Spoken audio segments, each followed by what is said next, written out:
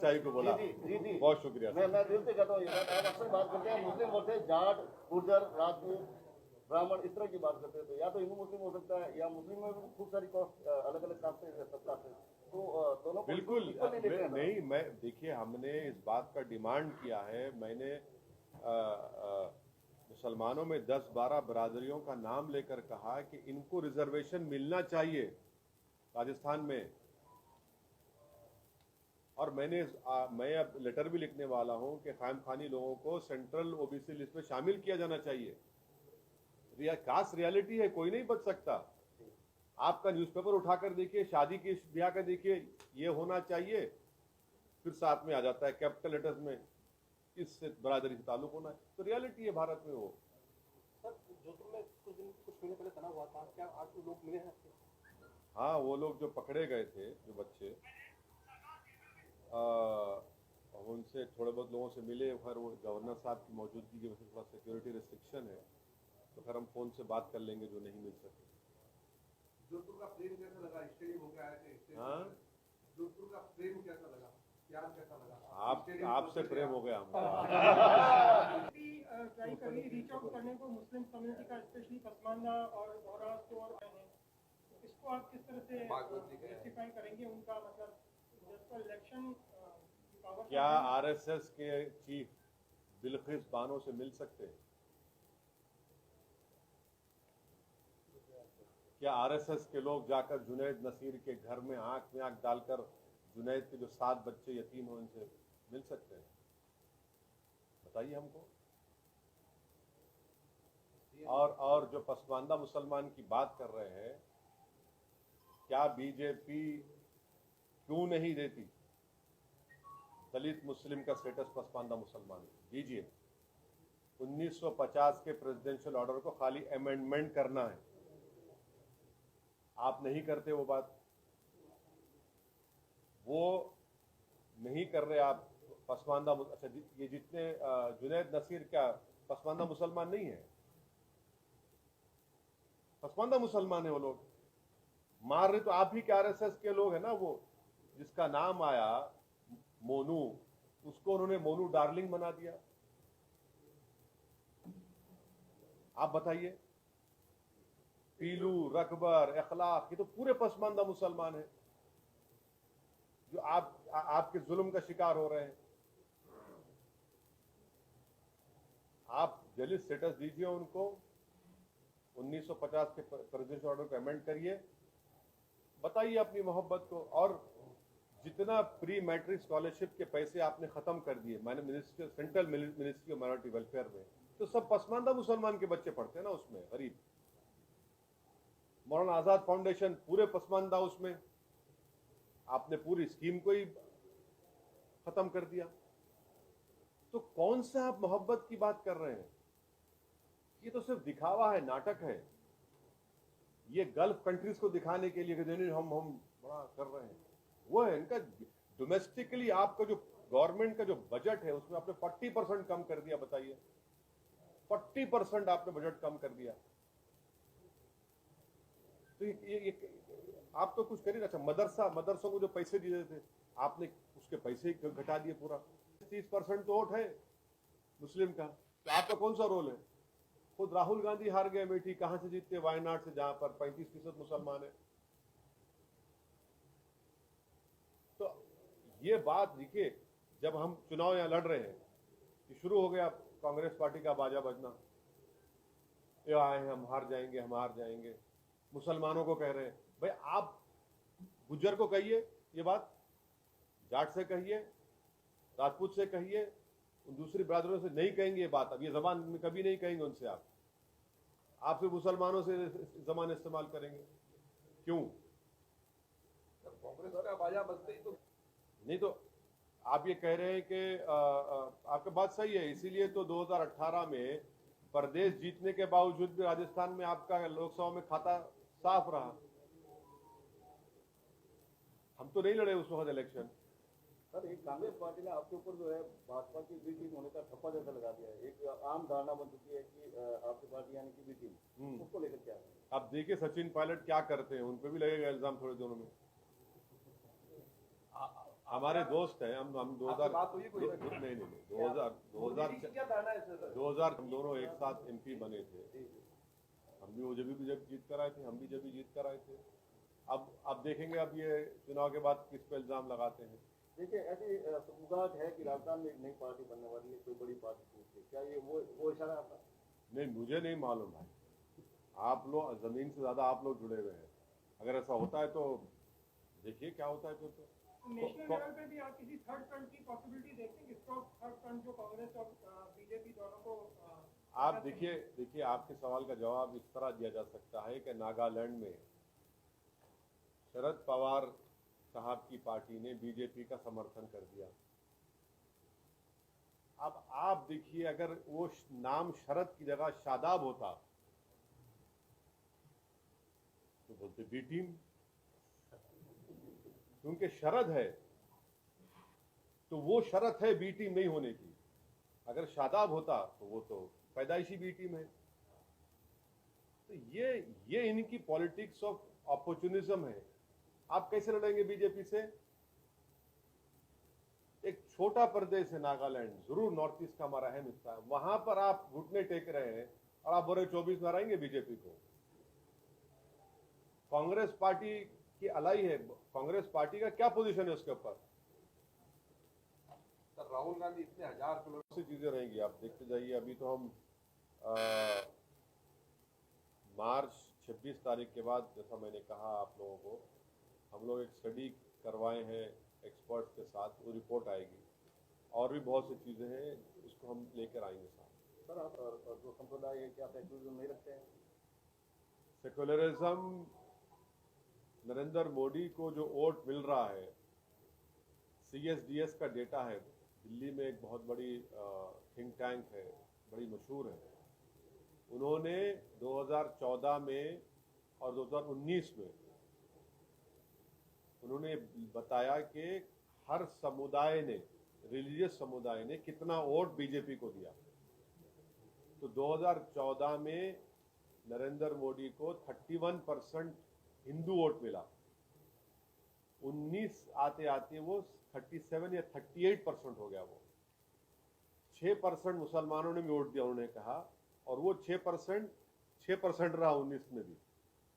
मगर जो 31 से 37 या 38 हुआ, उन्होंने उन हमारे हिंदू भाइयों की बरादरियों का जिक्र किया जिसमें नरेंद्र मोदी को बढ़ के वोट पड़ा। समझ गए ना? ये मैं नहीं कह रहा हूं।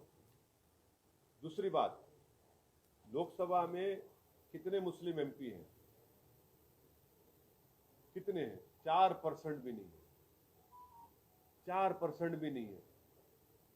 राजस्थान में आखिरी मर्तबा मुस्लिम MP कब जीता था? आप बताइए। मध्य प्रदेश में कब जीता था? अच्छा, ये जो 4% MP जो जीत कर आए ना लोकसभा में, उसमें से अगर आप वाकई में देखेंगे, जिनको आप कहेंगे कि जहां से कम मुस्लिम वोट है, मगर कौन जीत रहा है? एक तो अंसारी साहब, अफजाल अंसारी जीते गाजियाबाद से, और एक तमिलनाडु की एक सीट। मदरसों को, मदरसों में शिक्षा में साइंस पढ़ाएंगे, मैथ्स पढ़ाएंगे, वो करेंगे। अरे भाई, आपकी बजट की स्कीम में आपने पूरे पैसे घटा दिए उसमें, तो झूठ बोल रहे हैं लोग। हमेशा झूठ बोलते थे। इनका जो बजट है उसको सामने रख कर देख लीजिए आप। आपको में से राजनीतिक संदेश कोई देना चाहे? अब जितना जो बोल रहे हैं, क्या आप राजनीतिक वोटिंग आपसे वाकई में मोहब्बत होगी, मैं तो नहीं बोल रहा। इस स्टेट पे जाती है, ट्रैवल होती है, तो उसके लिए एक संगठन का, तो क्या आपका संगठन ढांचा जो है पूरे स्टेट में, चाहे जिलाध्यक्ष है, देहात अध्यक्ष है, या कुछ इस तरह का संगठन अब कब से काम करना शुरू कर रहे हैं? ये एक ऑनगोइंग वर्क है और इस पर वर्क हो चुका है, हो रहा है। और ये आप बिल्कुल बात सही कह रहे हैं कि बगैर संगठन के हमको कामयाबी नहीं मिल सकती। हम बार बार हमारे पार्टी के जिम्मेदारों को इम्प्रेस कर रहे हैं कि अगर आप ये समझेंगे कि सभा कर देंगे और पब्लिक आएगी और वो जिंदाबाद हो जाएगा, नहीं होगा वो। जब तक जमीन पर हम लोग अपने प्रेजेंस को नहीं पैदा करेंगे, उसी वक्त हमको कामयाबी मिलेगी। और उसी के ऊपर हम बोल रहे हैं, मेहनत कर रहे हैं सब। और उसी पर और मेहनत करने की जरूरत है। आपसे क्रिकेट डॉग शुरू हो चुका है हर जगह। ये मैंने एयरपोर्ट से पूछा था आपसे कि वो चीफ मिनिस्टर काउंसिल भी है आपका इलाके में। नहीं, पूरे राजस्थान में चर्चा का विषय बना हुआ है ये सब एजेंसियां हैं जो इसी पे लगी हुई है, यही क्यों आए? चलिए एजेंसियों को तो काम पे तो लगा दिए हम, काम पे तो लगा दिए ना हम। जुनैद नसीर के घर को गए, यहाँ पर भी आ गए मुख्यमंत्री के, तो क्या है, जाना है, थोड़ा होता है, थोड़ा थोड़ा होता है ना, वो करेंगे, दूर करेंगे। हाँ, आपका तो तय हो गया। पहले तुमको ही बोलेंगे। नहीं, ये सुनिए मेरी बात। जोहर की नमाज जो है 12:30 बजे अज़ा ही नहीं हुई थी। अगर हम आप बैठे रहते तो अज़ा के शायद 1 बजे, पौने 1 बजे, इसलिए निकल कर आ गए ना। 12:30 बजे जाकर कैसा बैठेंगे? वास्तविक जनसंपर्क का कार्यक्रम भी लागू नहीं हो पाया। जनसंपर्क का भी कार्यक्रम कहाँ पे हो गया? अब जा रहे हैं, अभी जा रहे हैं। आज भी कह रहा हूँ, आपको बताइए, आप फायदा हो रहा है तो नहीं मालूम, मुझे नहीं मालूम क्या फायदा हुआ नहीं हुआ, मुझे नहीं मालूम। अल्पसंख्यकों को लेकर मोदी की क्या सोच? सवाल किए थे, तफसील से बोला हूँ। लड़ते हैं ना, तो मैं पिक एंड चूज नहीं कर सकता हूँ किसी को। मुकाबला सबसे होगा। लीडिंग में तो अरे मुकाबला सबसे होगा। मुझे जीतना मेरा मकसद है, किसी को हराना या मेरा हारना मेरा मकसद, जीतना मेरा मकसद है। सबसे मुकाबला करेंगे। सर, आप हमेशा बात करते हो अल्पसंख्यक समुदाय के लोगों की, जो जनजाति के एजुकेशन का, और खास तौर से जो आपको मैं चैलेंज से कह रहा हूँ, माइनॉरिटीज, ओबीसीज, दलित्स और ट्राइबल का, ये जो रेजिडेंशियल स्कूल का कॉम्प्लेक्स जो सिस्टम बनाया गया तेलंगाना में, वो उससे आप देखेंगे कि हर कॉम्पिटिटिव एग्जाम में इन स्कूलों से निकलने वाले लड़के और लड़कियां उसमें क्वालिफाई हो रही हैं। ये एक अलग स्पेशल एजुकेशन का जो प्रोग्राम है वो गैर मामूली है, और जितना भी उसकी तारीफ करे कम है। इसको बोलते हैं पॉलिटिकल एम्पावरमेंट। ये काम होना चाहिए, बजाय उसके कि आप अब रमजान आ रहा है, आप देखेंगे हर इफ्तार दावत में कोई मंत्री पहुंच जाएगा। अरे हम बेचारा मुसलमान रहता है 10, 11, 12 घंटे का रोजा, और वो हमारे मुंह में खजूर आप डाल देते हैं। कोई नाटक कब तक चलेगा? ये बंद करिए ना इसको। ये मोहब्बत दिखाना नहीं है। खजूर मुंह में डाल के मोहब्बत मत दिखाइए। स्कूल खोलिए, इंसाफ करिए। ईद का दिन आता, आप खड़े हो जाते पोस्टर लगा के गले मिलने के लिए। ये कोई नाटक है? ये गले तो मिल रहे हैं मगर दिल में कोई मोहब्बत ही नहीं है। और इसीलिए ये चीज़ों की, जब तक राजस्थान हो या भारत के जहाँ पर हमारे अल्पसंख्यक समाज के लोग हैं, दलित लोग हैं, इन लोगों को सोचना पड़ेगा कि भाई आप सिर्फ वोट डालने वाले बन रहे हैं, वोट लीजिए। जब तक आप अपनी पॉलिटिकल लीडरशिप को नहीं बनाएंगे, आप के साथ इंसाफ नहीं होगा। मैं तो जब हम टोंक को गए थे, मैंने अपनी स्पीच में लेड फैसला साहब की तारीफ की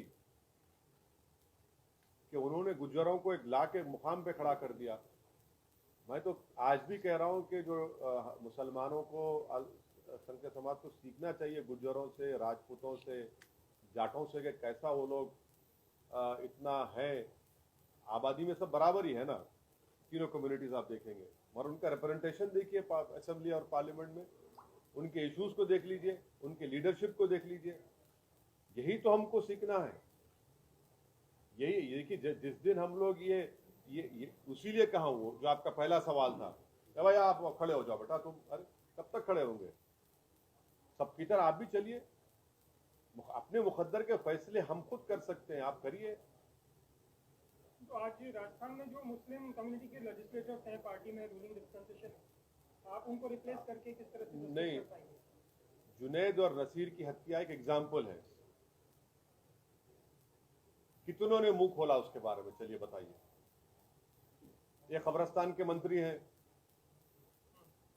है ना, एक कब्रिस्तान के मंत्री हैं, एक वक्फ बोर्ड के हैं, बहुत से है ना। आप जुनैद नसीर के ऊपर कितना आपने बोला?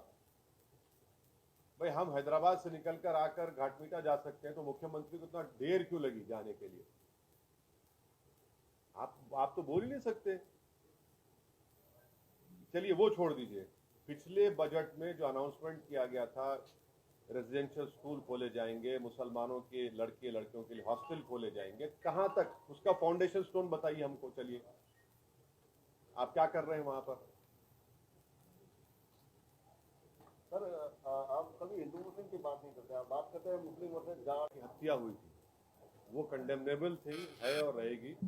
वहां पर मुख्यमंत्री ने, उनकी सरकार ने 50 लाख रुपए और एक गवर्नमेंट की नौकरी का ऐलान किया। यहाँ पर आपने 15 लाख दिए, वो भी 3 स्कीम में। तो कौन सा आपने इंसाफ किया बोलिए? अच्छा, आरोपियों का नाम आ गया एफआईआर में, एक ही पकड़ा गया, तो क्योंकि मरने वाले अल्पसंख्यक समाज के हैं, इसलिए आपको फिक्र नहीं है। सरकार आपकी, पुलिस आपकी, मगर आप पकड़ नहीं सक रहे उन लोगों को। दूसरी बात यह है कि जो बजट है अल्पसंख्यक समाज का, हमने क्रिटिसाइज किया था कि 99 करोड़ था, तो फौरन मीडिया रिपोर्ट किया कि ओवैसी के बोलने के बाद मुख्यमंत्री की सरकार जो है उस पर एक्शन लेगी, और जो भी किया बढ़ा दिया, उसको बढ़ाकर 400 450 करोड़ कुछ किया इस साल में, मजाकियात हुई। मगर तेलंगाना में राजस्थान से कम मुसलमान रहते हैं, और वहां पर अल्पसंख्यक समाज के मंत्रालय को इस साल जो बजट मिला है वो 2000 करोड़। यहाँ पर इन्होंने ऐलान किया कि 8 स्कूल बनाए जाएंगे। पिछले बजट में भी कहा था कि 6 स्कूल, हॉस्टल, कहीं नजर नहीं आता। वो जिस प्रदेश से हम आते हैं तेलंगाना में, वहां पर हमारी पार्टी के रिकमेंडेशन के ऊपर वहां की सरकार ने 2015 में टेम्ब्रिस नाम की एक स्कीम शुरू की, जो रेजिडेंशियल स्कूल माइनॉरिटीज के लिए खोले गए। आज आप जाकर देख लीजिए, उसमें 60,000 से ज्यादा मुस्लिम बच्चे और बच्चियां उन रेजिडेंशियल स्कूल में पढ़ रहे हैं।